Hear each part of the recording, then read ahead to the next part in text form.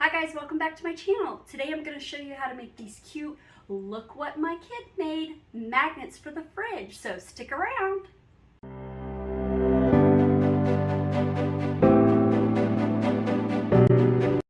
Hi guys, welcome back to my channel. It's Angela Flip and Flutter Creations, and today I'm going to show you how to sublimate these cute little acrylic pieces to make a magnet for the fridge that says look what and whatever your kid's name is.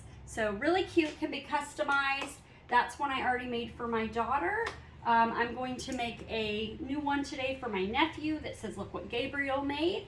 And then I'm going to show you how to attach two different styles of magnets on them.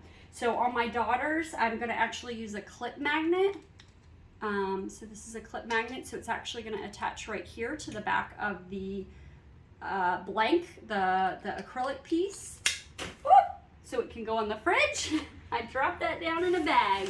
That's funny. Okay, so it can actually go on the back there, clip onto the fridge, and then you can show off your child's artwork. The one that I'm making for my nephew, we're gonna put just a flat, round, circle, heavy-duty magnet on the back. So these blanks are from Zindee, which is where I get a lot of my acrylics from. It does have to be special ordered in a set of 20 if you want to get the sublimation version, the white acrylic instead of clear. But for me, that was kind of a no-brainer. I didn't mind to go ahead and order 20 to get that. So I've already printed my design, which I've made. Look what, they give you all of the files to make it. I just made it customized and put my own name in there for my nephew. So you just want to line it up to where you make sure that kind of the L, like those large letters, are going to end up in the right spot. And I do make mine a little bit bigger. I just made it a square background to avoid having to worry about anything just ending up white. Now what I did last time I did this is I held it up to the light because then I could see where my blank was in comparison to, and it's a little bit lighter in here than it was the day I did it the first time. It was a little bit easier to tell where my blank was to make sure that I had it either far enough down or over. And so I think that looks pretty good. So I think we're good there. So I have a fresh piece of parchment, or not parchment, paper, whatever kind of paper that is, that my brain just had a brain fart. Oh,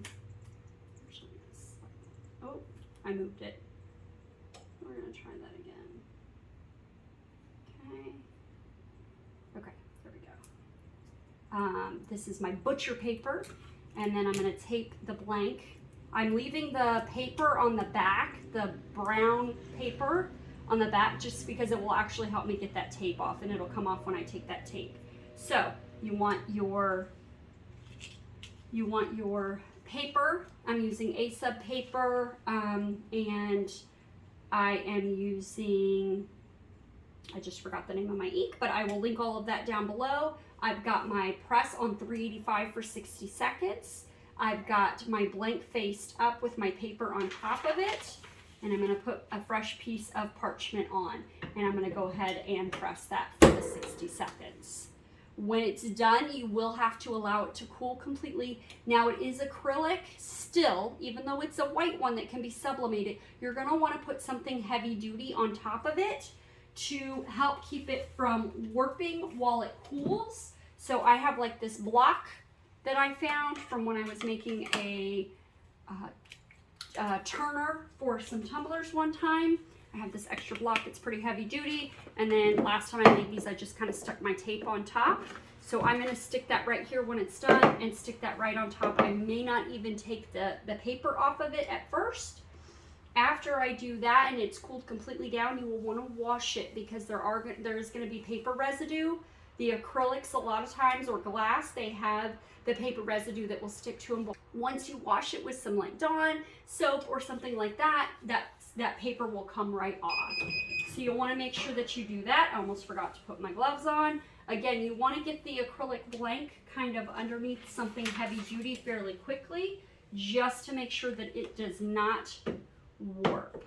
I have had that happen, especially with the clear ones. So if you just put it under that while it cools down, and then you can make sure that it's not bending or anything, because again, these are just acrylic.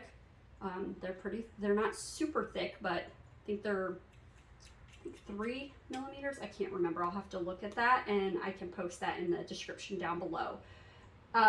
So once this cools off, I'm going to take you back inside, and I'm going to show you how to, I'll have washed the blank, and then I will show you what the new one looks like with Gabriel's name, and then we will attach both of these magnets once that's cooled down and see what the finished product looks like. Okay, so I took the paper off, and now I'm going to actually wash it. So it may look like this when you take it apart. Mine usually don't look this much, but I let it dry completely. It's not bowed at all because I put it under the heavy thing. So I'm going to go wash it, and I'll be right back. Okay, so that looks so much better. I just washed it with some Dawn and with the non-abrasive scrubby, and it came out much better. So I have both of mine here, and I'm going to show you how to put the magnet options on the back. So I have this like clip magnet that will allow you to clip things on the fridge, or I just have a heavy duty round magnet. Got the heavy duty round magnets from Walmart. This is what the packaging looks like. I might be able to find a larger package for cheaper on Amazon. I didn't even look. I was just in a bind, and I wanted to do these for my daughter for her daycare as like a little Easter basket little gift. So I just grabbed this little 4-pack. It was like $2 something for the 4 magnets. So, and then I have Gorilla Glue to attach it. I have 2 different kinds that I got. This I got from Walmart just, again, when I was in the bind. I had already ordered this with the clips, which are what most people use to attach that.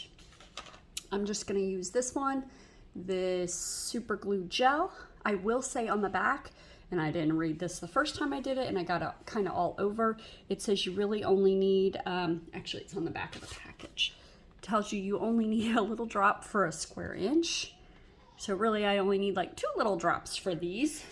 However, I kind of put it all over. So we're gonna see. So we're just going to attach these one to each of them and see how it comes out.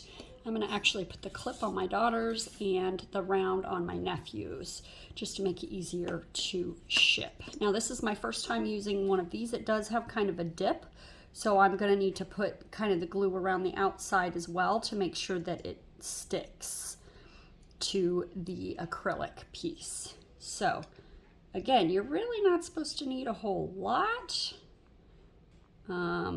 I wanted to make sure it was going to stay because I feel like pulling off the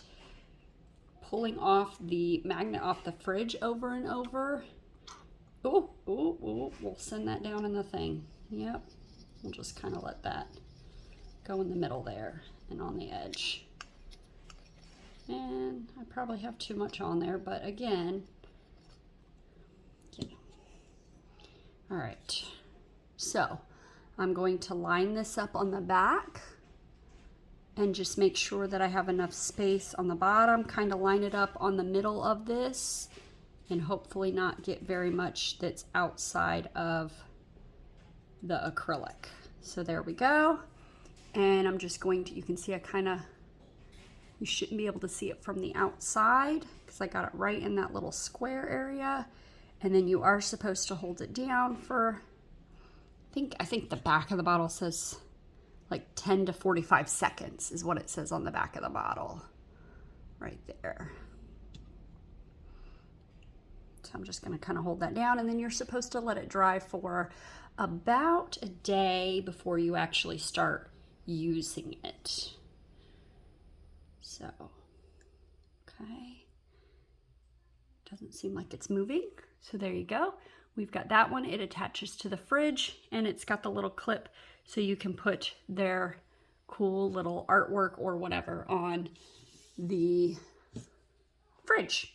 Now we're just going to do the magnet on the back of this one. It'll fit about like right there so that it doesn't go on the edge where it doesn't have anything. I don't think it matters which side. Again, I realized that I probably only needed like a dab when I did this that day. But with this heavy duty magnet and it going on the fridge and then coming off, I don't know. I guess I should follow the manufacturer instructions, but I kind of just put a little dab and then I just rubbed it around to the edges just to make sure.